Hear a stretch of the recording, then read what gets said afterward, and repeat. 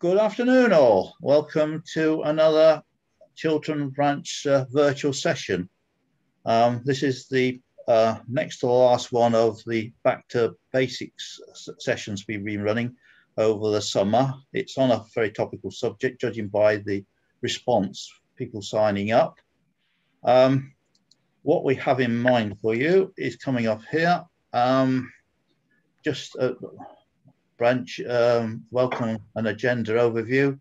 Louise will be speaking. It will be followed by question of answers, and we'll see how we go on time on that, because we're hoping to close because these have been 3/4 hour sessions. Please keep yourself on mute, but we'll quite often ask you to speak, particularly when we come to the Q&A. The normal procedures for Q&A, just use the chat as you usually do, but just put Q. And we have a team picking up the questions, which will feed in at the end. I know Louise is raring to go. She's got an awful lot to say, so I want to release her aggro. She's avoiding asbestos aggro. So I'll go on and just give some background, a little bit more background to this. Hopefully, this is my contribution to it. Asbestos, the 90-year saga. And the reason I've selected that is if you can do the quick calculations, the first regulations were made in 1931, and you'll see why I'm commenting the way I am. Hopefully Louise will pick it up. The issues that we have, it's still a killer out there. People are dying from it, the workers and members of their family, as many of you will know. And this has been I suppose it's a bit like a pandemic, but played out in very, very slow order. And you can probably attribute about everything to asbestos over the years if you do digging into it. Starting with the legislation that was never up to the situation. Poor understanding of the risk. I mean, we started with fibres, then we developed what a fibre was. Changing exposure levels, those have changed and come down over time. All the recipe for, well, a bit like COVID.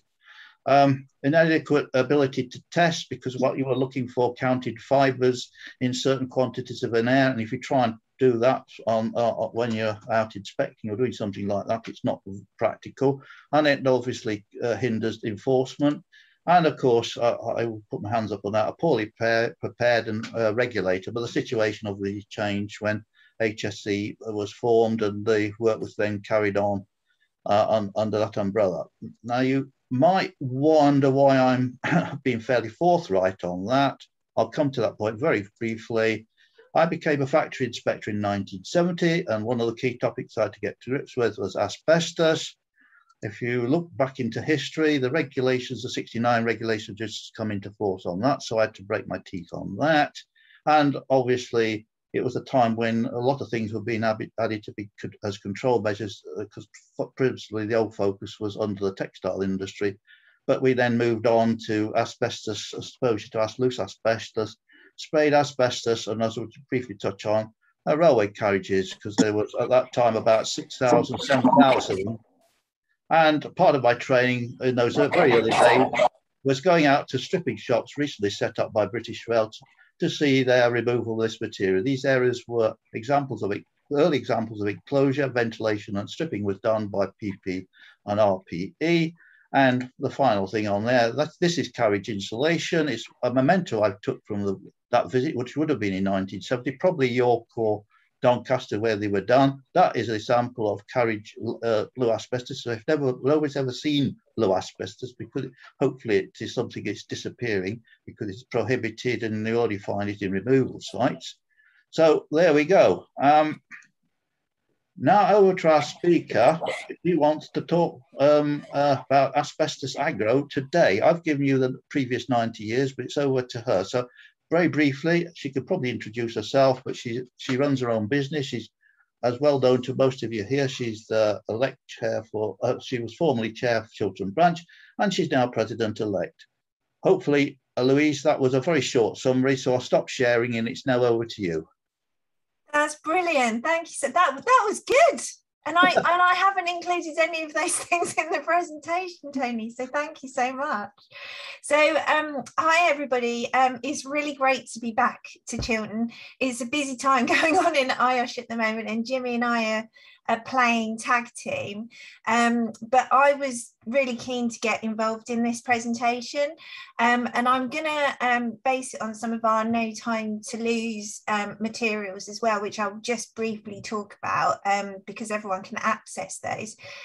Just to give you sort of a bit of a back history with myself, I'm a first career health and safety professional, so I started off life as a regulator, but I was an environmental health officer, and I went to work for the co-op, and it was when I started working for the co-op that I started to get involved with asbestos risk management.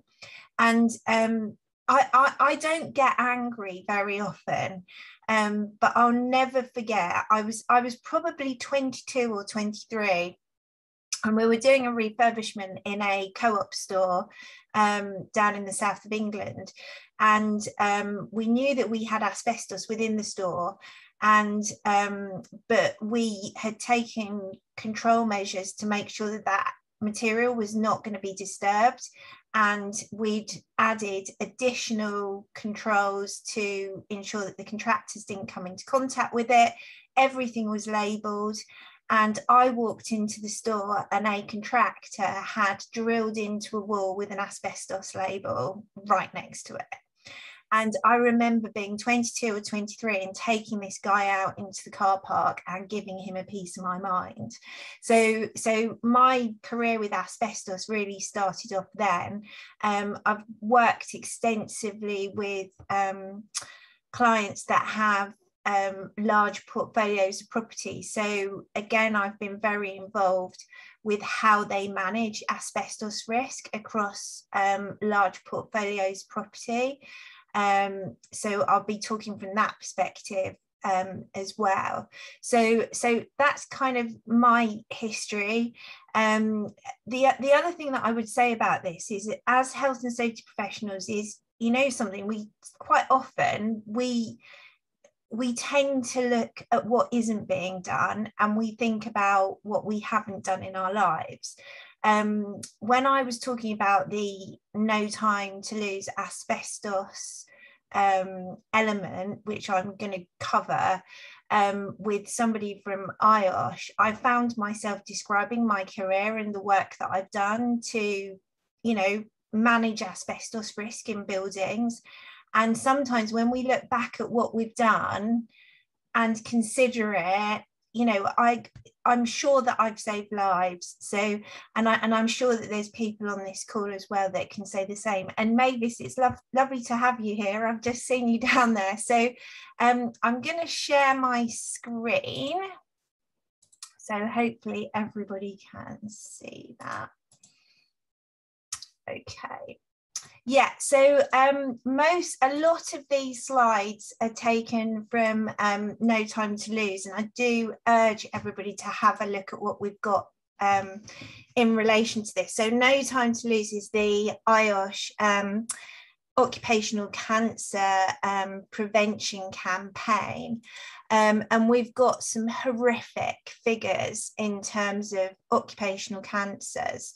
And people dying around the world from all, you know, from different types, being from exposure from different types of substances. And, you know, this is just an estimation, and those numbers are not going down. So that, you know, that's part of why we do what we do. So again, more statistics in relation to occupational cancers. Just in the UK, we know that, you know, we're still having registrations of cancers that are due to exposures of work. So there is still a lot of work to do. So what is the point of the No Time to Lose campaign? It is IOSH's most successful campaign to date. It was a campaign that was created by members and is being used by members around the world. So I do urge you to access this material. which is all available online. And if you are working for a company or an organisation, we're asking you to consider to sign up to the campaign and create a pledge. And I'll talk about that later on. So there have been 4 stages within the campaign, and there's materials that are available to match each stage of this campaign. And the last stage that we worked on was in relation to asbestos. And actually, when the asbestos campaign was going on, this is how things come around and go around. I was the co-op had a conference for their property division with their development contractors, and they contacted IOSH and said, do you have a speaker that can come and talk on asbestos? And it came into the presidential team, and I said, well, I've got to have that one. So it just shows how things sort of come around and go around. So I actually went back and did a presentation to the co-op a couple of years ago in Manchester around the campaign as well. So yeah, lots and lots of really amazing free materials, and you know, if you sign up, you can get access. Oh, I've got my screen on, so you can't necessarily see it. So this is access to a typical pack of information, and you know, I use the information myself for training, and it's really great information.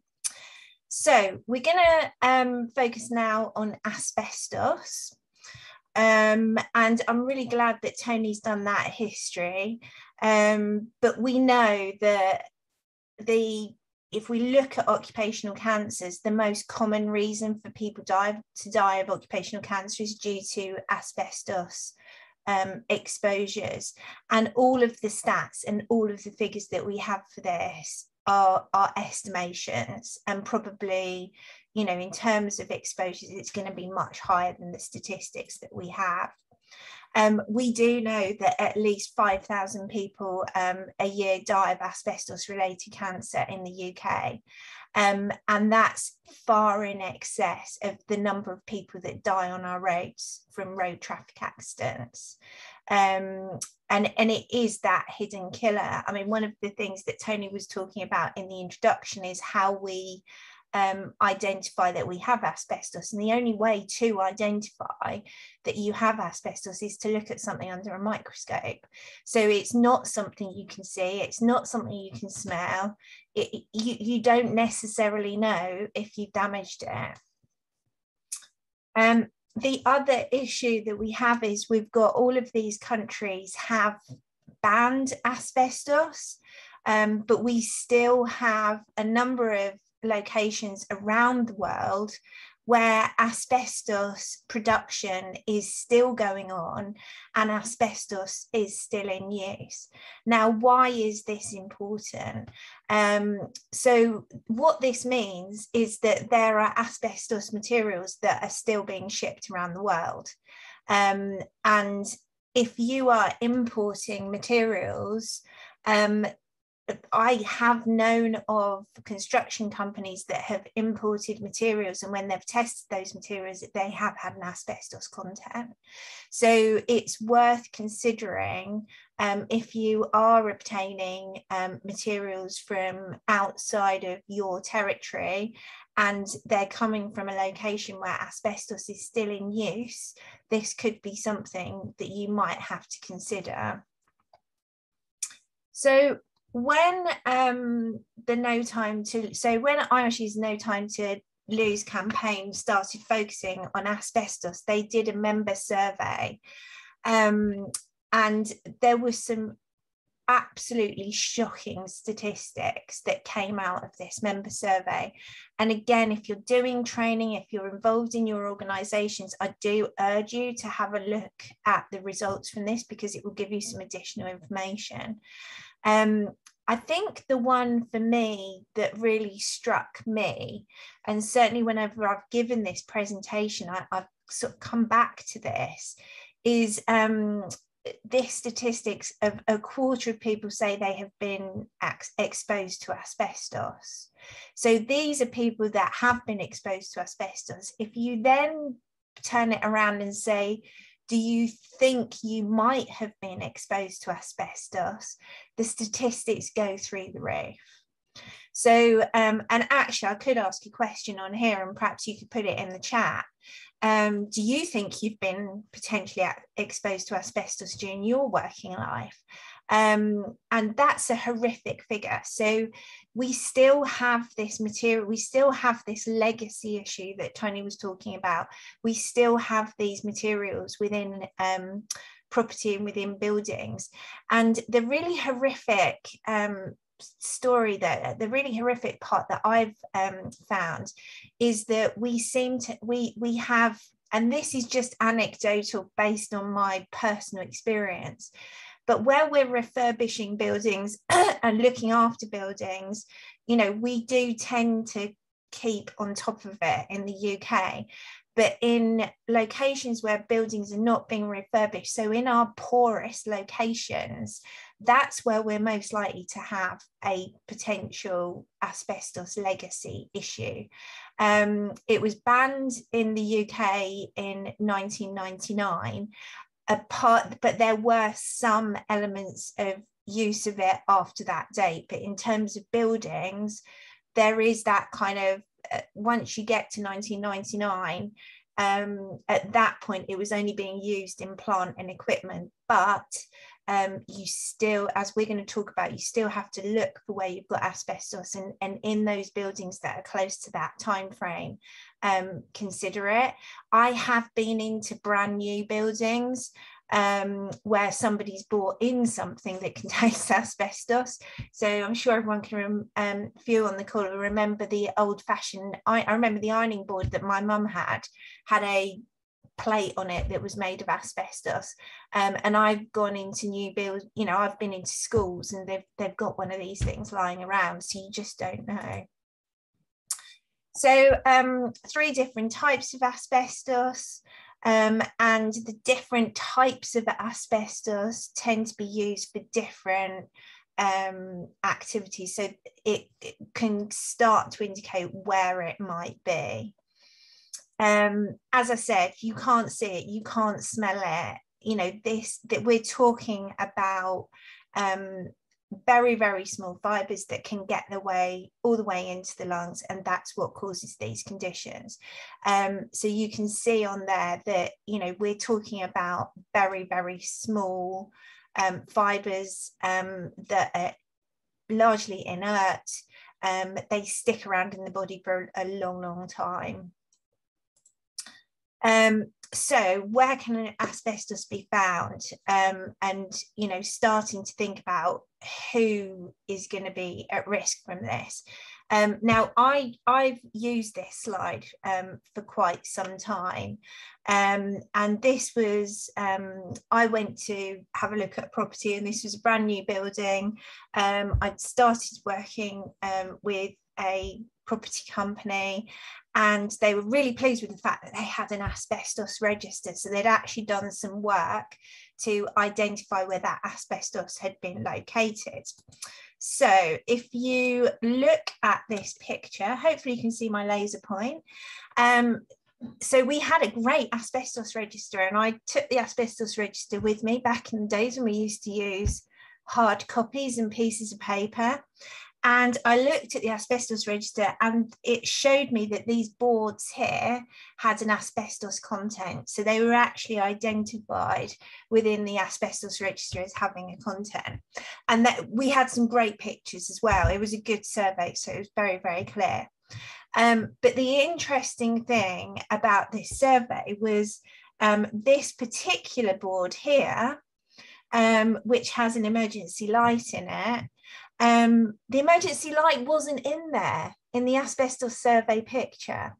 So what that means is that somebody installed that emergency light, and they drilled into that asbestos board, and nobody had used the asbestos survey to identify that. So whoever it was that had undertaken that work was basically exposed to asbestos. So, you know, that's why we have to have these controls in place, because we, you know, people could be being exposed and we just don't know where or who they are. So who are the people that are most likely to be exposed? So, you know, back in the day, a lot of the asbestos exposures that we had were due to people working, you know, installing, and because we've got this time lag of, you know, it can be anything up to 60 years. You know, those were the people originally who'd been working with asbestos, whereas now we're moving into people that are working in buildings, vehicle use. So some of our old vehicles have got asbestos brake pads, those kind of things. It's potentially in plant and equipment as well.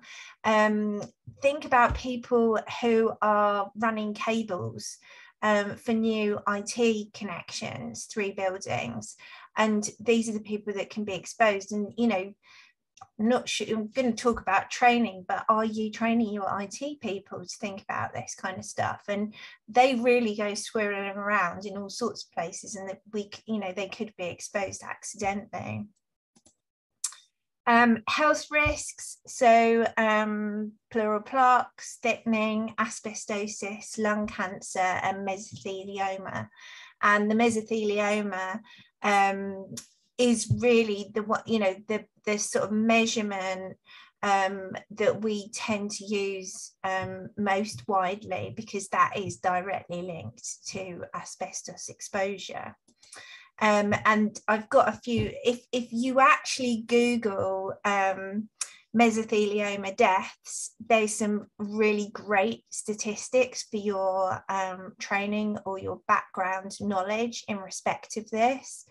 And, you know, you can see the curves in there, and you can see some statistics. There are actually, if you go on to the British Medical Journal website, which is free to access, there's a whole load of information about global statistics about mesothelioma deaths. So there's there's lots and lots of information available in respect of this. So what I'm going to cover in this presentation is I'm going to talk specifically about the duty to manage. So this is a massive topic area, and it's a highly regulated area, and I'm going to struggle to get it into my 3/4 of an hour as it is. So I am purely looking at the duty to manage today. All of the links that I'm giving you on the presentation are freely available links, and I am referring to UK legislation. So if, you know, depending on which territory you're in, and I know that we've got people from around the world on the call today, you will need to access information for your territory, because there could be some elements that are slightly different. So within the UK, we have this document, which is L143, which is the approved code of practice for the control of asbestos regulations 2012. And there's there's a lot of information in here. It's free to download, so it doesn't matter where you are, you can access that information. This covers a lot more than I'm going to give in this presentation today. So it also includes how to go about abatement work. It includes information about asbestos waste. It includes information about supporting people that are working in the asbestos industry and health surveillance. So do have a look at that. What I would also bring your attention to is, and I'll probably refer to it as we go, is the HSE's Asbestos Essentials Guides, which are excellent. So have a look at that as well. But what I would say is, you know, and this is something we talk about a lot in terms of IOSH, is consider what your own competency when you're talking about this. So when certainly when I'm working on portfolios of buildings and properties and those kind of things, I'm always working alongside an asbestos consultant, and their work day in, day out is understanding these regulations, working with asbestos removal contractors, and making sure that all of those different elements are in place. So although I work with clients to help them frame their arrangements, I would always have an asbestos consultant working alongside me, because their knowledge, that's what they do day in, day out. So make sure that you've got that competency available, particularly if you're going into a complex situation. And another piece of advice that I'd give is, if you are a consultant, just check the limitations in respect of this on your insurance. So I have a clause within my insurance which basically says I can give general advice regarding the management of asbestos, but that's an additional clause that I've actually had added to my insurance. So just think about that if you're involved with how you're giving people advice, basically. So the duty to manage is taken from the Control of Asbestos Regulations, and you won't be able to read this slide because it's way too small. But again, these are, all of this is available within the No Time to Lose packs. So again, if you need some resources, then have a look at that resource. But we're going to break down that duty to manage now. So very briefly, there is a duty to actively identify where asbestos is located. And that was a change in the regulations that came around in about 2001, I think it was, Tony, with MDHS 100 combined with that as well. And at the time I was working for a large global property company, and I had to do everything all in one go. And we weren't really massively geared up towards it. So back then, we had surveys that we were doing, but as time has gone on over the last 20 years, with these regulations and requirements are constantly being referred to and updated so that we stay ahead of the game. So there should be a record of where you've got asbestos. We should then risk assess it, which we're going to talk about, create a management plan, implement controls and monitor it, inform people that are potentially exposed, train and refresh training, and investigate any incidents. So in the UK, the legal requirements that we have are around non-domestic property. So what that means is, people like housing associations that are managing portfolios of domestic property, there is no legal requirement to identify asbestos within individual domestic homes. But if you are in control of maintenance and repair, if you think back to your Health and Safety at Work Act pieces, and if you're in control of property and you're in control of maintenance and repair, then you do have an obligation to potentially inform others of hazards that they could be exposed to. So in respect of your contractor controls and other parts of, other health and safety requirements, that's going to potentially be something that you will need to think about in terms of your management plan. So first of all, know where it is and know where it's located. So the HSE, we've talked about No Time to Lose materials, but the HSE has got some really fantastic materials and guidance on their website. So if this is something that you are involved in, you know, there is a wealth of information in the asbestos pages. So first of all, you know the typical type of locations where it's located. I've never been one of those health and safety people that walk down the street and just see stuff. I've never been that. But as soon as I go into a building with loads of textured coating on the ceiling, my heckles rise. So yeah, it's just kind of learning the types of location where you're gonna find it. And also the types of buildings. You know, when you've been, for me, when I've been doing this for a while, you kind of look at a building, you know, and you think, oh, that could be a building where I'm expecting to find it. Sometimes you get a surprise and there isn't any at all. You know, back in the 70s, we were building our schools with a lot of material inside it, and I've had some horrific experiences in schools as well. So, you know, just know and understand the typical locations, and there's lots of resources to help you on the HC website. So the next thing is recording it in an asbestos register, and the asbestos register should be there to be used so that people can have access to that information. So thinking about how you give people that information in a really clear and concise way.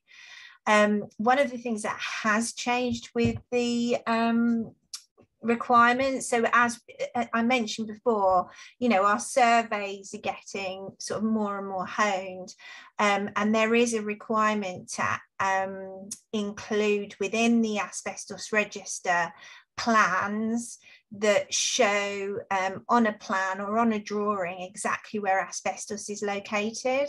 And one of the things that I certainly encourage is if you've got asbestos as an example in a plant room, have, you know, take off a copy of that plan and put it in the plant room so people can see it. And just make it easy for people that are working in environments to look at this, because quite often if you pick up an asbestos register, an awful lot of people don't necessarily know how to read an asbestos register. So you've got to be really clear about where it's located and make sure that you do those inductions for anybody coming into work as well. So signage and labelling is not a legal requirement. But certainly it's certainly something that I would endorse.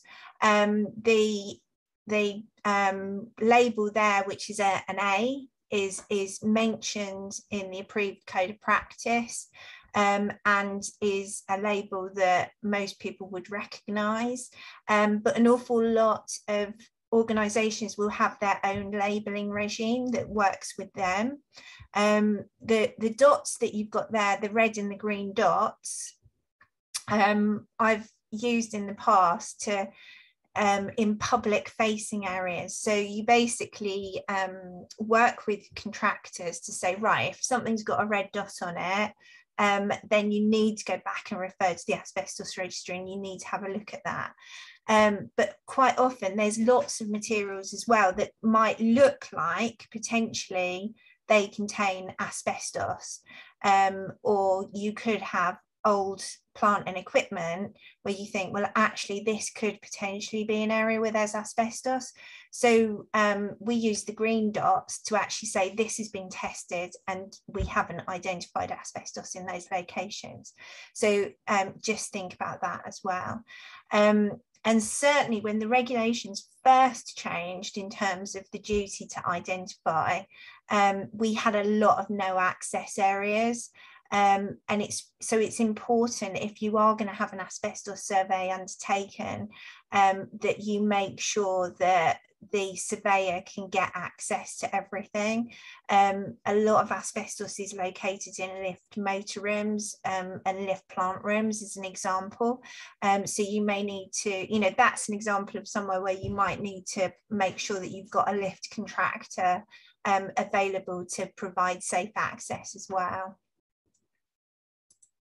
So complete a risk assessment, and again, the approved code of practice is very specific in the UK about how that risk assessment is undertaken. So who might be exposed, we're going to talk about a bit later on, because that's important for training, because anybody that potentially could be exposed needs to have training. You know, thinking about what could go on in those areas. Obviously, if you've got areas that are heavily used, or you've got plant areas where you've got contractors, there's the potential for asbestos to be disturbed. And obviously, if you could well be doing an asbestos survey, demolition survey, prior to actually demolishing either a whole building or part of a building where you could well have asbestos as well. And, you know, depending on the works that you're doing will depend on the depth of survey that you undertake. So in the UK, we have what's called a management survey, which is supposed to cover general maintenance and repair, but it's really important that everyone understands the limitations of those. And we use refurbishment or demolition surveys where they actually, you know, will do much more detailed survey and go into the structure to take samples. So the risk assessment will kind of guide us in respect of all of that. So the consultant or asbestos surveyor will make certain recommendations. So they might make a recommendation that actually it's just easier to leave it in situ and mark and manage it. It's in good condition, it's out of the way, it's there and it's not going to cause a problem. So mark and manage. Or the recommendation may be encapsulation, so it's a special coating that goes around the asbestos that stops the fibres escaping, or it could be removal. So that will come out of the survey. So the other part of duty to manage is to create an asbestos management plan. Now, one of the things that I come across on a fairly regular basis is that people know that they've got to do an asbestos survey and identify asbestos containing materials, but they don't do the management plan. So the management plan and the survey are two completely separate things. They're entirely different. And I still come across organisations where they don't have an asbestos management plan. And that's basically the form, you know, the arrangements they're going to have in place to manage asbestos risk in their building or across their portfolio. And again, the HSG guidance is very, very specific in respect of how to do the asbestos management plan and what should go into it. So this is, you know, basically it's a policy document. And personally, the people that I work with will have an asbestos management plan that covers their policies and procedures in terms of their approach to this and how they make certain decisions. But it could well be that if you've got a big building, where you've got a big building and you've got asbestos within that building, you'll probably have an asbestos management plan for that building as well. So this is important. And again, I don't write asbestos management plans. I will work alongside a consultant who will help and support with the client or whoever owns the property, and we'll do it together. So it's not something that I create. That's personally, you know, I leave that to an expert. So if, depending on the work that's going to be undertaken, in the UK, it's kind of split into two really, because, and again, this was a kind of fairly recent well, I say fairly recent, I'm getting older now, time seems to go quite quickly. But it is possible to do some work on asbestos containing materials, and you don't have to be licensed, but an awful lot of it you do have to be licensed. You know, if you're employing an asbestos removal contractor, you need to make sure and check that they're licensed, that they have the skills, the knowledge, the experience, and the organisational capabilities to undertake that work safely. Again, if I'm working with property companies on this, we use the asbestos consultant to actually run specific checks on the asbestos removal contractor. And they certainly and definitely check that they're licensed. Licenses can be valid for up to 3 years. If you find an asbestos removal contractor that has a 3-year license, they're probably one of the good guys, because the HSE have decided that, you know, they are happy for them to have a 3-year license. But those checks are massively important, because obviously they're going to be going into environments and setting up enclosures and so on to do that asbestos work. Non-licensed work, I have to say, with non-licensed work, there's an awful lot of non-licensed work that I would actually use a licensed contractor for, rather than, but that's personal. But there are some examples of where potentially you could undertake some work, very low risk work. Well, I say low, it's never low risk with asbestos, but where you've done a risk assessment, you've got trained contractors, and you can almost take that item in situ. But I would be very, very cautious of that. And certainly if you're working with an asbestos consultancy to create the asbestos management plan around that, you review that very carefully. And that's where the asbestos essentials guides come in, because the asbestos essentials guide, it used to be printed out, and we used to have, like, you could almost tear it out and it shows you the safe work method. But I would be very, very cautious around that, and cautious around your policy in respect of that. There's certain works that have to be notified, and there's certain non-licensed works that have to be notified as well. And there's a 14-day notification, and there must be a clear plan of how that work's going to be undertaken safely. So the notification goes into the, and this is UK, so the notification will go into the HSE, and if they get literally 14 days notice, they'll probably go and have a look, because they'll say you haven't had time to plan this work, and why is it so urgent? So just think about that too. And also within the plan should cover all hazards. So I've actually worked with an asbestos consultancy to help them to understand the other hazards that their workers are exposed to, because they can tend to get very tunnel vision in respect of asbestos. And it could be that they're working in plant rooms where there's hot surfaces, a lot of heat we've had before. They could be working in confined spaces, which is very common. They could be working at height. So it's important to remember all of the hazards they could be exposed to.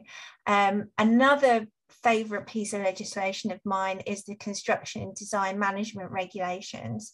So if people are doing asbestos removal and potentially reinstatement to reinstate fire protection, the CDM regulations may also apply, because it's construction work, it's a project, it's got a start and a middle and so on. So just think about whether CDM applies for that as well. If there is an accident, then those people who are potentially exposed should be notified of that. And generally the guidance is to seek advice from your GP, because obviously people, you know, get very concerned with that. So in terms of your, you know, asbestos management plan, it's thinking about how you manage all of those pieces as well. And there is guidance within the code of practice on it. So training, obviously information, instruction and training is a core element of everything that we do. And anybody that has the potential to be exposed should be given training. So if somebody is working in a building that contains asbestos and there is the potential for it to be damaged, then they should have training. And we've had, you know, I mentioned about schools. We've had school teachers that were putting pins into asbestos containing boards that have been exposed. And so everybody needs to have that training and understand it. I also make sure that managers and leaders have the training as well. So certainly in property portfolios, you'll have surveyors and so on that cover all of this, and they should certainly have that training as well. And the training should be commensurate with what they do. So, you know, you'll have e-learning and so on available that's basically, this is what asbestos is, this is when it's hazardous and so on. But make sure that that training is commensurate to people. And the approved code of practice does advise that there's some type of refresher every year. So reinventing that training is important. Obviously, if asbestos is damaged, then you need to investigate it. There's an increasing amount of fly tipping in respect of asbestos, and if asbestos is fly tipped onto your property, that is your responsibility to deal with correctly. And the code of practice covers a load of information around waste as well. What to do if you accidentally disturb asbestos. I had a situation where we had a building that we knew was riddled with asbestos and had lots and lots of controls in place because of this, but they had a water leak and the ceiling came down, and the call came through to the facilities manager who was, you know, controlling that part of the property. That the ceiling had come down, and she, as good FMs do, had put a sort of blue light on top of her head and went out to have a look and walked straight into the environment. So everybody needs to understand and know what to do if they think there has been an accident around asbestos. She went into that area, had a good look, and then walked out across listed carpets that all had to be environmentally cleaned, and potentially in doing so exposed herself and others to that hazard. So it's just thinking about, if you know there is that potential, then just think about what you do. And also the free materials that you can get from No Time to Lose, it's got these really handy little credit cards, so you could give those out in training as well. So they're really good handy cards. And if you are doing any removal or encapsulation work, there's that word again, make sure that you've got somebody in place who's a competent advisor. So I tend to make sure that we've got an asbestos consultant who's actually overseeing the works, as well as that kind of, if you think about the plan. So this is the other thing I'll wave around: plan, do, check, act. So just think of your plan, do, check, act cycle is having a consultant that's going to make sure that the removal contractor is working correctly, and also get them to potentially do the air monitoring as well, because that means that the checker isn't checking themselves, you've got somebody else. But that is purely, that's not a legal requirement to separate it off necessarily. You don't have to do that. But for me, because it is such a highly regulated area, I like to have that degree of comfort. So yeah, so I've almost managed it with like 5 minutes to go for questions. Yeah, okay. So, I think you've done well, Louise. yeah, There was messages swinging backwards and forwards. yeah. Melissa saying, "Let us stay, let us stay." So I've let you stay. But there's Okay, an so awful just lot of information there. yeah, so I've just almost finished. So just a few more slides. Do sign up for No Time to Lose. There's some really, really fantastic materials that are there. Loads of companies are already supporting the campaign. So please sign up to pledge for the campaign. I got the co-op, my ex-employer, where it all started for me to sign up. So that's there as well. And we've been out to, we've got a whole host of No Time to Lose ambassadors that are supporting this campaign. And I've done talks at schools, I've done talks with businesses, I've done talks to apprentice plumbers, which was great as well. And we talked about, if you come across something, how are you going to deal with that personally? So that was quite good. So yeah, have a look at all of that. And I'm done. Yeah. So well, thank you very much, Louise. I think there'll be a rush for the recording because I think there's an awful lot to re-assimilate. It depends where individuals happen to be with asbestos, but I do thank you for that. Yeah, there's an awful lot. And we could probably take an area of it at a time. And I think I had hoped for one of my for an asbestos consultant I work quite closely to come on and do this, and they weren't available, so you kind of got me instead.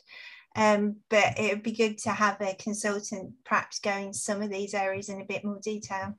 Well, I don't know how much time people have got, but I suspect we could probably winkle out about 2 or 3 questions. Melissa, Hit me, Tony. Huh? Hit me, Tony. Yeah, Melissa, what's the key things that seem to be coming up in questions? Yeah, okay, so thanks very much, Louise. Such an important topic. And as you said, this can go on for another hour or so.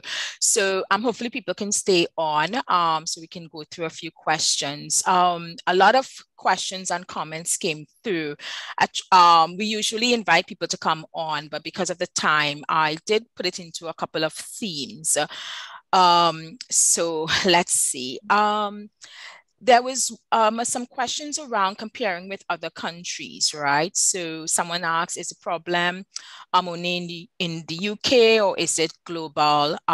Someone commented about it not being banned in the US, Canada, yes. etc. Yeah. And then I guess connected to that, there was a question around, there is a UK regulations. Is that considered the best? And is there any other country that's doing it better? So maybe, do you want to talk just high level? Yeah, global. So I'm really glad that you've asked that question because this is something I'm really interested in. So Canada has now, Canada had the place called Asbestos. That was, they had a town called Asbestos where they used to mine asbestos, and there's still areas of that town that are uninhabitable, and they've actually changed the name recently, or they're in the process of doing that. Canada has now banned the use of asbestos, but that's been fairly recent. The USA has not banned the use of asbestos. One of my slides actually had some of the US statistics on it. There are developing nations where there's still asbestos in use. I went to Sri Lanka a couple of years ago and met some of our members in Sri Lanka, which was really fantastic. And we were traveling through Sri Lanka and it's still in wide use in Sri Lanka. And when you start looking at other countries, particularly developing countries, it's not just a question of you can't just pull the plug because they don't have the framework to manage the waste. So if you were to start, removing asbestos in developing nations, they've got nowhere to take the waste because the waste has to go to specialist landfill. So there's a serious problem in many locations. In terms of the UK legislation and where we are in respect of UK legislation, generally in terms of health and safety, we always do quite well. I'm not an expert in asbestos requirements in other territories, but I do know that the UK, you know, in terms of the duty to manage, that duty to manage, you know, translates around the world. So there might be somebody on here who's better versed in other territories than me. Okay, no, thanks for that. There's some really good questions here, so maybe we will go until 2 o'clock, if that's okay. Someone asked Give me a about... nice easy one, Melissa. Yeah. So someone asked about the licensing regime in the Republic of Ireland for asbestos contractors. Is there any advice on judging the competence in the absence of a licensing regime? Yeah, so I would use an asbestos consultant. so again, if in the absence of any licensing requirements, if you're in a territory that doesn't have that, if you think to the general requirements, you know, if you get the right people in the right places in respect of health and any type of health and safety, you manage it. So you've got to look at the skills, the knowledge, the experience, the organisational capability of that contractor.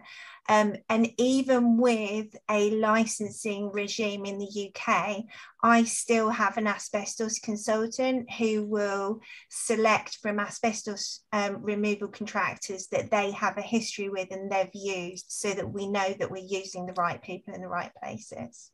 Okay. Stephen Ireland asked a question about, you know, the L143 is about non-domestic properties. How should contractors work in people's homes, and would a landlord's property portfolio be considered domestic as they are people's homes or non-domestic? I guess that's a good question in terms of how is it managed from a home perspective? Yeah, no, that's a really good question. And I could probably talk for an hour on that as well. So yeah, non-domestic is if you've got a, say you've got, for example, a block of flats and you're a landlord and, you know, those blocks of flats are rented. So you're potentially doing maintenance and repair in those blocks of flats. Each individual flat is a domestic. It's domestic, it's a home.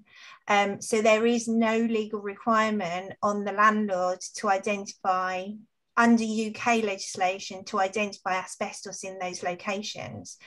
The areas within that block that are shared, for example, stairwells, plant rooms, those kind of things, there is the duty to manage exists in those locations. But if you are a landlord and you've got a duty under regulation, under Section 2 and Section 3 of the Health and Safety at Work Act to protect employees and people you don't employ. So if you have properties where you don't know this information, you know, you've still got a duty to protect the homeowner, and you've still got a duty to protect the person doing the maintenance and repair.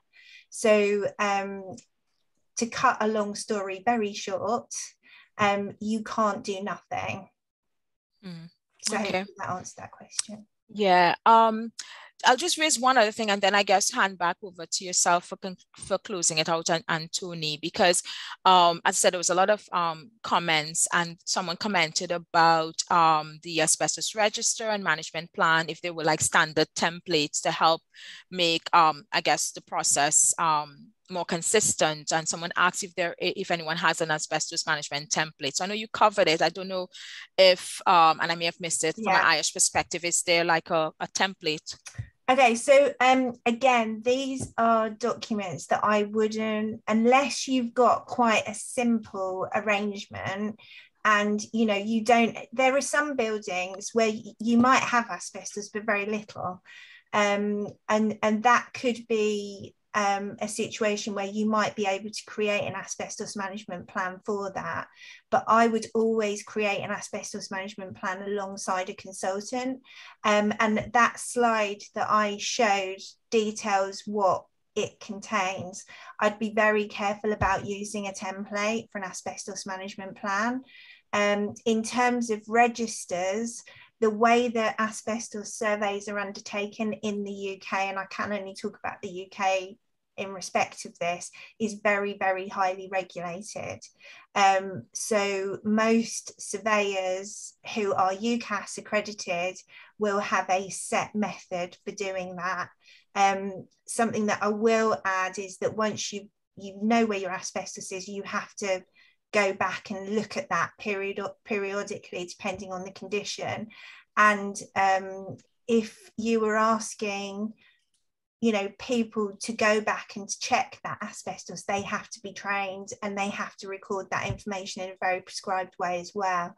So you can't just go around with a checklist and say, yeah, I've checked that asbestos. Yeah, I'll hand over back to Tony because conscious with time, but I know a lot of people are asking about the recording, etc. Melissa, can I just, Mavis is on the line. And Mavis, it's really nice to see you. Did I miss anything, Mavis? Can we unmute Mavis? Mavis should be able to unmute herself. I've done it. My question is, I'll put it in the chat. A house becomes a workplace when you have tradesmen in. Yeah, it does. Then.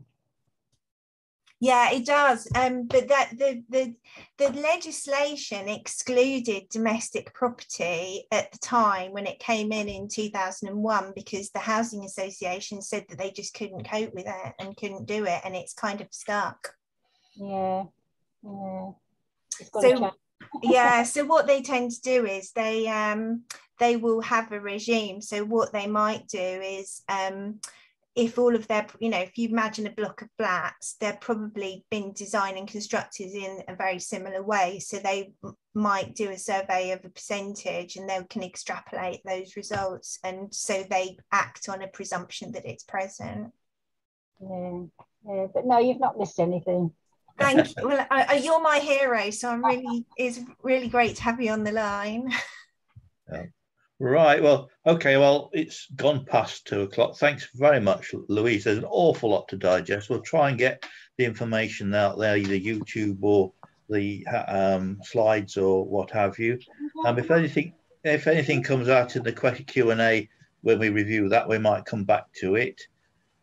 So thanks again. Now, before people sign off, just to remind you, this is a branch event.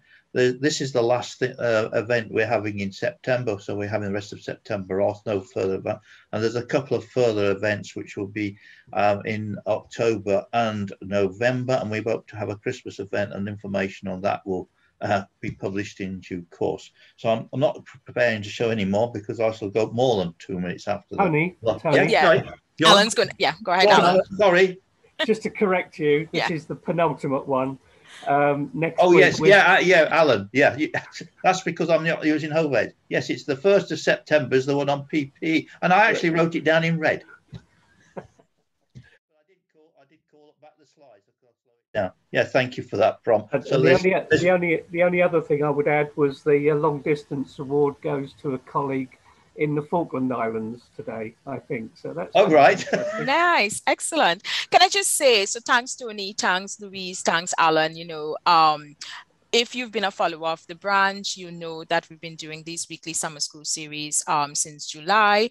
As Tony and Alan has said, we have one more. It is PPE, so we're ending it with PPE. So that's next week, Wednesday. You will get the link for registering from this evening or tomorrow. So do follow us again on LinkedIn and Twitter. But again, want to thank personally on behalf of Chiltern Branch, Tony and Louise for coordinating today's session. And Alan, again, this is his baby. So we know it could have gone on for much longer. So we'll capture the questions, and if key ones we haven't addressed, we will follow up. Thank you, Louise. Thanks, everyone. Thank you. Bye then. Bye.